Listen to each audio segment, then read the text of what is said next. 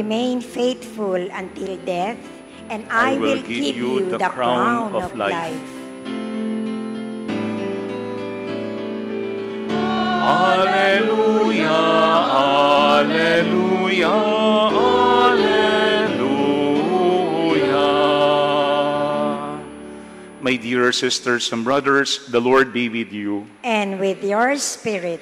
A reading from the Holy Gospel according to Luke. Glory to you, O Lord. While some people were speaking about how the temple was adorned with costly stones and votive offerings, Jesus said, "All that you see here, the days will come when there will not be left a stone upon another stone that will not be thrown down." Then they asked him, "Teacher, when will this happen? And what sign will there be when all these things are about to happen?" Jesus answered, "See that you not be deceived. For many will come in my name saying, 'I am he,' and the time has come. Do not follow them. When you hear of wars and insurrections, do not be terrified. For such things must happen first, but it will not immediately be the end." Then he said to them, "Nation will rise against nation, and kingdom against kingdom. There will be powerful earthquakes, famines, and plagues from place to place, and awesome sights and mighty signs will come from the sky." My dear friends, the Gospel of the Lord. Praise to you, Lord Jesus Christ. Please be seated for a while. Again, my dear sisters and brothers, good evening. Good evening, Father. We are on the last part of our liturgical year. This Sunday will be the season of Advent, beginning of a new year in our liturgy. Kaya it's not very surprising that in our readings, we hear of endings, yung katapusan. I think that is what we are reminded of in our readings, that eventually things will end. Eventually things will end. We could look at it negatively or positively. Because for some people, when they hear that things will eventually end, they are terrified because they say that we are not good in saying goodbyes. But for some people, when they hear the phrase, things will eventually end, it gives them hope. Kasi alam nila na hindi habang panahon yung kanilang mga pinagdaraan ng problema or hirap sa buhay.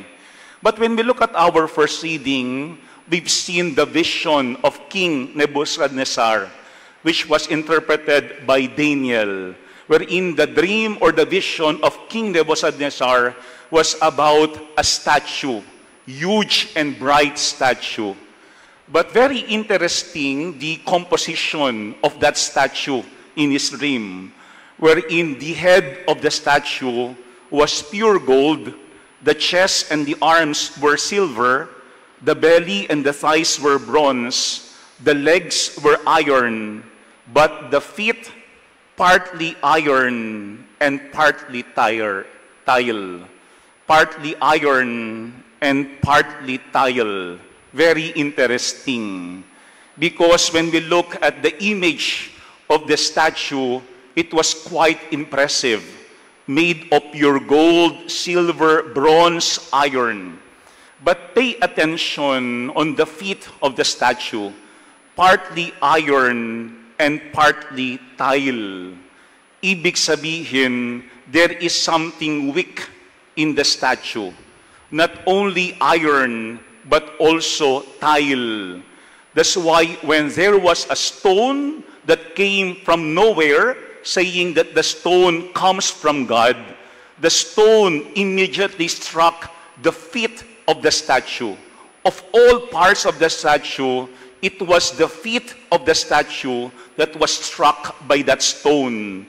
Pwede namang sa ibang bahagi ng statue, tumama yung bato.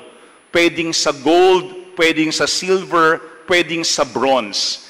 Pero tumama mismo yung stone sa feet, which was made partly iron and partly tile. At ano ang sabi doon sa dream ni King Nebuchadnezzar?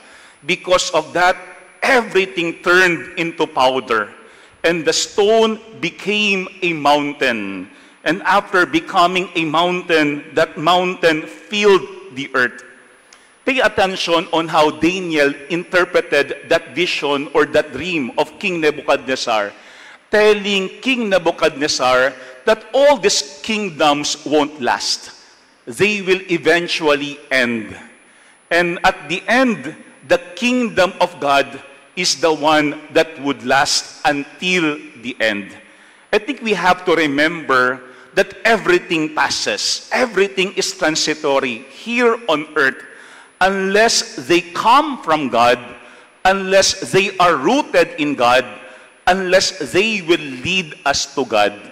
Kung hindi yan galing sa Diyos, kung hindi yan kalooban ng Diyos, kung hindi yan mag-aakay sa atin patungo sa Panginoon, hindi yan magtatagal. Eventually, they will end. Eventually, they will collapse, even if they look very impressive. And that is also what we had seen in our gospel, that Jesus noticed how these people were admiring the beauty of the temple. Sabi nga sa ating gospel is how the temple was adorned with costly stones and votive offerings. Doon sila humahanga sa sobrang ganda ng decoration of the temple. But let us not forget, ano ba talaga yung temple? The temple used to be the house of God, where people go to offer or present their gifts to God. But eventually, Jesus noticed that the temple had changed, that the temple turned into a marketplace. It became a place of commercialism. It became a place of corruption. Everything was, or everyone was corrupt in the temple, and those people who had been entrusted by God to look after the temple were not thinking of the people. They were abusing these people and making money out of the temple. That's why eventually Jesus said in our gospel, even that temple will collapse. Even that temple will collapse. I think very consistent itong ating readings for today. If they are not from God, if they will not lead us to God, if they are not based on the will of God, eventually, they wouldn't last. Hindi yan magtatagal. Pero I think there are three things that we could also learn from these readings this evening. 3 R's. Tatlo yung gabay sa atin, sa ating mga pagbasa. 3 R's. The first R is for us to be rational. For us to be rational. For us to always think. Because when Jesus said that all that you see here, days will come when there will not be left a stone upon another stone that will not be thrown down. People were panicking. They were so afraid of what would happen. Kaya nga they asked Jesus, when will this happen? And what sign will there be when all these things are about to happen? They were terrified. Lahat sila kinakabahan because they don't want to see the temple being destroyed. But pay attention on what Jesus had given as an advice to them. He said, see that you not be deceived. For many will come in my name saying, I am he. The time has come, do not follow them. I think very clear yung instruction coming from Jesus. Do not be impulsive. Do not be emotional. Kasi tayong mga Pilipino, very emotional tayo eh. Very impulsive tayo eh. Kapag meron tayong narinig, kapag meron tayong napanood, kapag meron tayong nabasa, immediately, we want to do something about it without thinking of the consequences, possible consequences of our actions. Yan ang first R, be rational. Huwag pabigla-bigla. Huwag padalos-dalos. Because ang hamon ng ating ebanghelyo, all our decisions should be well thought. kailangan pinag-iisipan lahat ng ating sinasabi, kinikilos at ginagawa sa ating buhay. Because people can even use our fear to control us. And these people can also pretend to be Jesus, to be the Messiah, to be the Savior. And Jesus told these people, do not follow them. Do not follow them.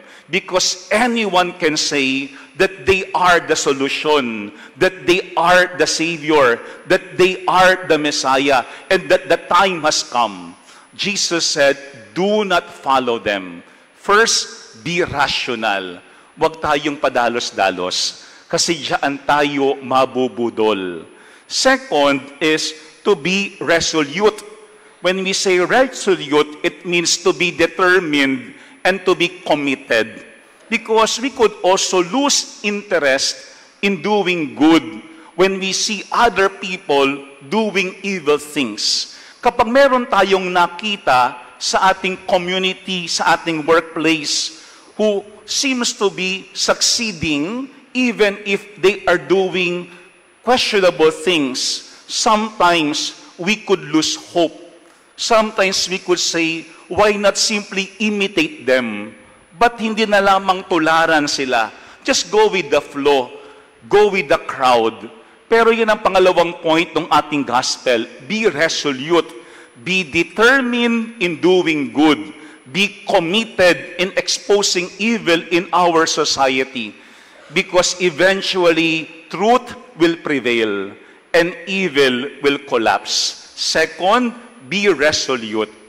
I remember before, nung mga bata pa po kami, over dinner, lagi kami nag-uusap bilang isang family. And I will never forget, ang usapan lagi ay yung nangyayari sa school. And sometimes, my brothers would tell our parents, bakit po yung kaklase ko nangongopya? Hindi naman nahuhuli nung teacher.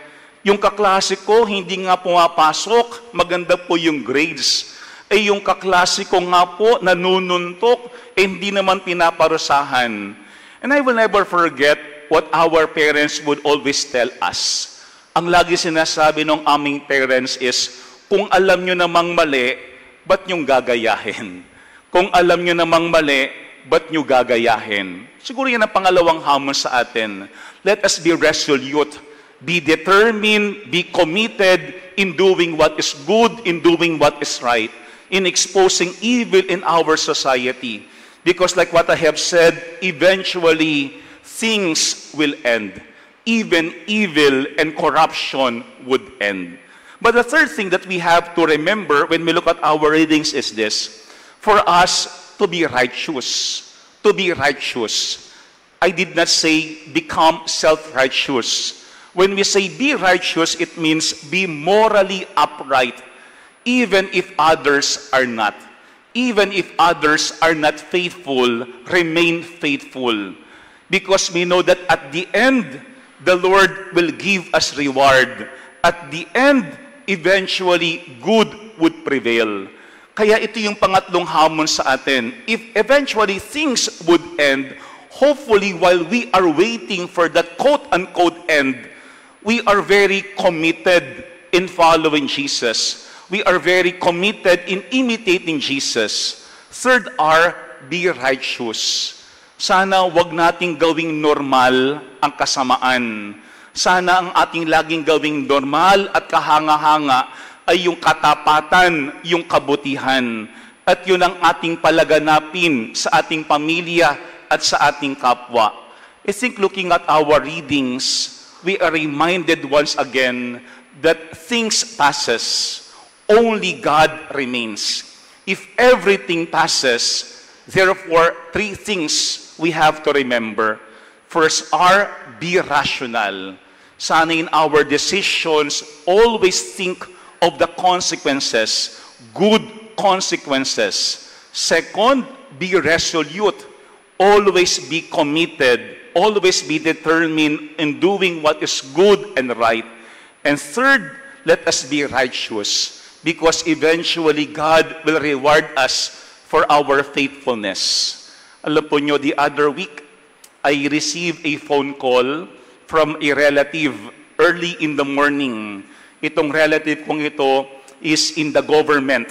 No? Very active siya in the government sa kanilang province. And I will never forget, before she ran para sa seat, she asked for prayer. She's very close to me. And then that day, when I received her call, ang sabi niya sa akin, Father, kamusta ka na? Sabi ko, okay naman. Sabi ko, ikaw, kamusta ka na? I see that you are very busy sa iyong work, sa iyong paglilingkod as a government official. Sabi niya, oo, kahit Sunday, I am working. And then she said to me, please pray for me. Ang daming tukso, ang daming kalaban. Ang sabi niya sa akin, kung hindi ka matibay-tibay, madali kang makukuha ng kalaban. And then I said to her, you know why you run the office? Bakit tumakbo ka for that position? Sabi ko sa kanya, always focus on your values. Always think of the common good. Do not give in to the temptations around you. Siguro yun ang paalaala sa atin, hindi mawawala ang tukso sa paligid natin wherever we are. But remember, if things will eventually end, each day, let us ask the Lord to give us the grace to remain faithful, to persevere in our faithfulness, and to be true always to our values, and to always think of the common good. Amen. My dear friends, we all like good endings. We all like good endings. Hopefully, we are not good only at the beginning, but until the end. The Lord be with you. And with your spirit. And may Almighty God bless